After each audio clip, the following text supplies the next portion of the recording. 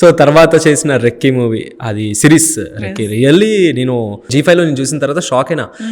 అసలు క్యారెక్టర్ అరే ఎట్లా చేశారు క్యారెక్టర్, ఇట్స్ చాలా టఫ్ ఆ క్యారెక్టర్ ప్లే చేయడం అనేది. సో మీకు చెప్పినప్పుడు డైరెక్టర్ నరేట్ చేసినప్పుడు సో మీ ఫీలింగ్ ఏంటి? ఓకే ఇలాంటి ఈ టైప్ ఆఫ్ బోల్డ్ క్యారెక్టర్స్ చేద్దామని ఫిక్స్ అయ్యారా, లేకపోతే ఆర్ఎల్స్ అరే ఇలాంటివి ఎందుకు మనకి అవసరమా అని అట్లా ఏమన్నా అనుకున్నారా?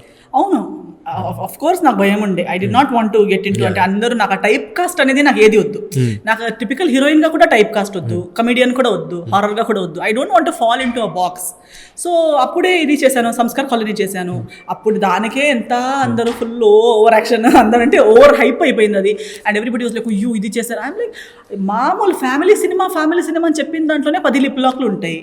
దానికి అందరూ మీతో పడి పడతారు. ఎవరికి ఏమి ఓల్డ్ గిల్డ్ ఏమి అనరు, హీరోస్ కూడా అనరు. హీరోయిన్ ఇప్పుడు చూస్తే న్యూ కమర్ సినిమాలో కానీ ఎస్టాబ్లిష్డ్ యాక్టర్స్ లో కానీ వెల్ నోన్ హీరోస్ లో కానీ లిప్ లాక్స్ ఇంటిమేట్ సీన్స్ అనేది ఉంది. ఆయన మన సంస్కార్ కాలనీకి చేసినంత డ్రామా ఎక్కడ జరగలేదు. సో ఐ వాస్ థింకింగ్ ఇంత సెన్సిటివ్ ఉంది నేను చేస్తే అవసరమా నాకు అని అనుకున్నా. బట్ రెక్కీ స్క్రిప్ట్ చాలా బాగుంది యాక్చువల్లీ. ఇది అన్ప్రిడిక్టబుల్ స్క్రిప్ట్. నాకు చాలా as an actor are as a audience also I'm liking it. But చేయడానికి ఏం లైక్ ఎలా సీన్స్ ఉంటాయి, ఏమేమి సీన్స్ ఉంటాయి సార్ అంటే, director is a very sweet heart amazing person. Producer మళ్ళీ శ్రీరామ్ గారు, అందరూ బాగున్నారు. మళ్ళీ నరేన్ గారు కూడా is a very good actor. Shiva Balaji, everybody is amazing. Only on screen ఆ సీన్స్ కొంచెం నాకు డిస్కంఫర్ట్. మీ కంఫర్ట్ పక్కన పెట్టి ఏది చెయ్యము, మీ కంఫర్టే ప్రైమరీ. నరేన్ గారు కూడా established, Shiva Balaji established. Nobody is going to do anything that is discomfort or disturbing our reputation అని. అదొక నమ్మకం. షూటింగ్ చేసే ముందు ఆ సీన్ దగ్గర ఈరోజు సాయంత్రం ఈ ఫలానా సీన్ షూట్ చేస్తున్నామంటే అందరికీ టెన్షన్. నేను నరేన్ గారు, ఇప్పుడు ఆయన నాకన్నా ఎంతో సీనియర్, ఐఎమ్ నర్వస్ చేస్తారు. శివ బాలాజీ ఏమనుకుంటారు కదా, ఏమవుతుంది. ఆయన ప్రమోషన్స్ టైంలో కూడా ఆ సీన్స్ గురించి మాట్లాడకండి, నాకు చాలా tension. He discussed, he took time. అంటే నిజంగా it's like we're risking so many things. But as artist ఏమంటారు కదా, డర్కే ఆగే జీత్ హై, మౌంటైన్ డ్యూ ది ట్యాగే ఉంది. సో భయం నీ దాటేస్తేనే జీత్ ముందుకెళ్తుంది. ఎస్, సో ఆ భయం అయితే అందరికీ ఉంది. సో ప్రతి షాట్ తర్వాత అలా అని చెప్పి టెక్నీషియన్స్కి కూడా భయం ఉంది. ఎక్కడ ఆర్టిస్ట్ ఇంతలా నమ్మి ఒక సీన్కి దిగేటప్పుడు ఎక్కడ కూడా వాళ్ళు ఇచ్చిన ప్రామిస్ని వల్గర్లా లేకుండా, డిస్కంఫర్ట్గా లేకుండా, వాళ్ళ రెస్పెక్ట్ పోగోకుండా కానీ స్టోరీని కన్వే చేస్తూ ఎలా తీయాలనేది ప్రతి ఒక్కరికి ఆ స్ట్రెస్ ఉండే. బట్ ద అవుట్పుట్ వచ్చిన రకంగానే అందరికీ వచ్చిన మంచి పేరు. మన ఆ సినిమాలో కూడా పెద్ద ఆయన ఉన్నారు కదా, గాంధీ గారు, సమ్మెట గాంధీ గారు, ఆయనకు కూడా చూడ ఎంత మంచి పేరు. ఈవెన్ నౌ ఎక్కడ కలిసినా అంటారు, నేను ఇప్పుడు 30 సినిమాలు చేశాను పాప ఆ రెక్కీ తర్వాత. Each character was beautiful, each character was risky, but everybody had to do it.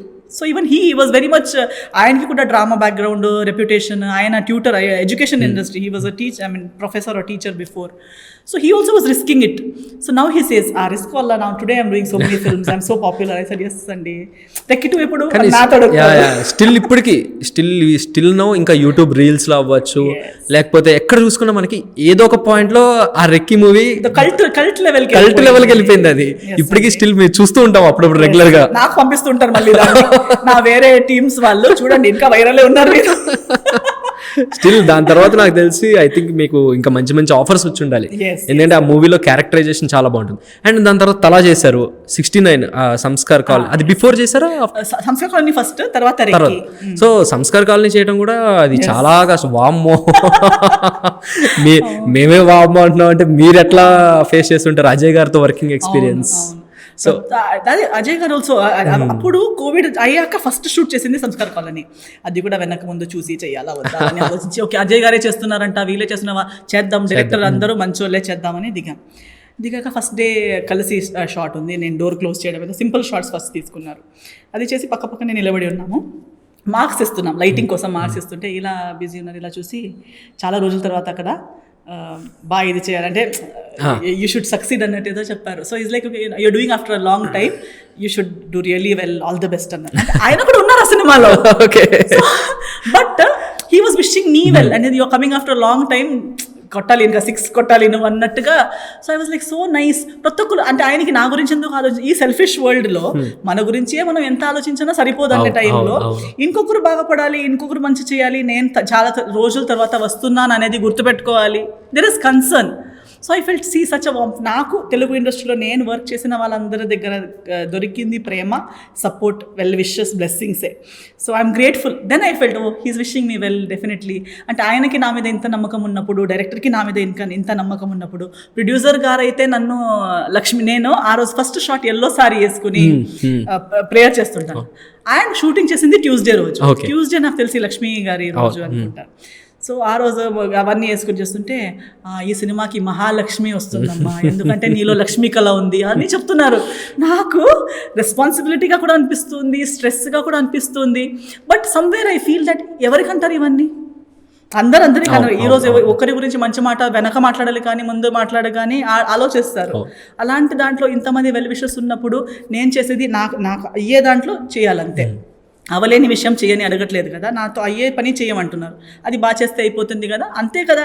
అప్పుడు నాకు ఇంత చేయాలనుకున్న విషయం ఇంతమంది ఉన్నారు, నేను ఇంతే చేయాలి అంతే కదా అని అనిపిస్తుంది. సడన్గా అది స్ట్రెస్ అన్నీ దిగి చిన్నదైపోతుంది, ఆఫ్టర్ ఆల్ అనిపిస్తుంది. And that's when I'm able to take up the risk and do something. Super అండి. ఆ తర్వాత తలా కూడా వండర్ఫుల్ ఫిల్మ్, అది కూడా బాగుంటుంది. మీ క్యారెక్టరైజేషన్ అందులో చికెన్ వాళ్ళ వైఫ్ క్యారెక్టర్, సో కొన్ని డైలాగ్స్ ఉంటుంటాయి మీ ఆఫ్టర్ రీల్స్ లో చూస్తూ ఉంటాం. అవును, అది కూడా చాలా మంది అది షూటింగ్ అది సూపర్ గుడ్ ప్రొడ్యూస్ చేసేటప్పుడు సూపర్ గుడ్ ప్రొడ్యూస్ చేసింది. సో చాలా మందికి తెలిసిపోయింది సూపర్ గుడ్ ప్రొడ్యూస్ చేస్తున్నానంట, అది అంత మదర్ క్యారెక్టర్ చేస్తున్నానంట. అప్పుడు ఎందుకండి మదర్ క్యారెక్టర్ మీకు? మదర్ క్యారెక్టర్ కాదండి, అది మంచి క్యారెక్టర్. అమ్మ రాజశేఖర్ గారు కూడా నాకు అంటున్నారు, మీరు ఎందుకు అలా ఫీల్ అవుతున్నారు, అలా ఫీల్ అవ్వకండి, లేదు ఎస్తర్ గారు మీకు చాలా మంచి పేరు వస్తుంది అని ఆయన. So but what I like was I was getting to explore. ఇప్పుడు ఒక if 70-year-old actor male or female hair dye వేసుకుని జిమ్ చేసుకుని కాలేజ్ స్టూడెంట్ లైన్గా నటించవచ్చు, అయితే ఒక 30s లో ఉన్న అమ్మాయి కూడా 50s లో ఉన్న అమ్మాయిలా నటించవచ్చు. యాక్టింగే కదా, I'm not really becoming that person, I'm acting. So దాన్ని యాక్టింగ్ని ఫిల్మ్ని మరీ అంత సీరియస్గా రియల్ లైఫ్ డిసిజన్ లాగా చాలా మంది మదర్ క్యారెక్టర్ అయితే నేను నిజంగా మదర్ అయిపోయినట్టు. ఏమవుతుంది, మదర్ అంటే ఒక బ్యాడ్ వర్డా? మదర్ క్యారెక్టర్లో నెగిటివ్ ఏముంది? బట్ సమాజం అలా చేసింది ఏంటంటే మదర్ క్యారెక్టర్ అనగానే ఏదో డిమోషన్ అయినట్టు లేదా కింద దిగినట్టు ఫీల్ అవుతారు. అలా నాకు అలాంటి ఫీలింగ్స్ లేవు కాబట్టి నాకు అలా అనిపించదు. సో వేరే వాళ్ళు అలా రియాక్ట్ అయ్యేటప్పుడు నేను అనుకుంటాను, మదర్ అయితే నెగటివ్ ఏముంది, రియల్ లైఫ్ లో మదర్ అయితే కంగ్రాచులేషన్స్ అంటారు, సినిమాలో మదర్ రోల్ అనగానే మదర్ రోల్ చేస్తున్నారా అంటారు. రోలే కదా, దానికి ఎందుకు అంత టెన్షన్? రియల్ లైఫ్ లోనే ఏదేదో జరుగుతున్నాయి ఇక్కడ వరల్డ్ లో, నాదేమో సినిమాలో ఒక రోల్ అంటే అయితే అంత ఫీల్ ఎందుకు అవుతున్నారండి మీరు? ఆహ్వానం, సారీ. సో రియల్లీ అది టీజర్ కానీ గ్లిమ్స్ కానీ చూసినప్పుడు వాయమ్మ మాకెక్కడో తడిసిపోయేటట్టు లిటరల్లీ. సో అంత అంత భయంకరంగా ఉంది. సో దాని గురించి ఏం చెప్తారు అసలు? సమ్ ఇంట్రెస్టింగ్ ఫిల్మ్ అయితే రాబోతుందని మాకు అర్థమైంది. సో మిమ్మల్ని అప్రోచ్ అయినప్పుడు ప్రొడ్యూసర్ అండ్ డైరెక్టర్ గారు, సో మీకేమనిపించింది అసలు? క్యారెక్టరైజేషన్ గురించి ఏం చెప్తారు? మళ్ళీ ఇంకొక మనం ఇప్పుడు మాట్లాడాం కదా, ఫస్ట్ వేయబద్దాలు నుంచి భీమవరం బుల్లోడు నుంచి సంస్కార కాలనీ రెక్కి, ప్రతి సినిమాలో తల it was explore different kinds of characters. And ప్రతి ఒక్కరు అదే నేను చేసిన సినిమాలో బోల్డ్ కంటెంట్ అంటుంటారు కానీ ఒక 2 సినిమాలే, కానీ దానికి ఎక్కువ హైప్ రావడం వల్ల ఆ ట్యాగ్ ఇమేజ్ కానీ actually I'm exploring all kinds of genres as an artist.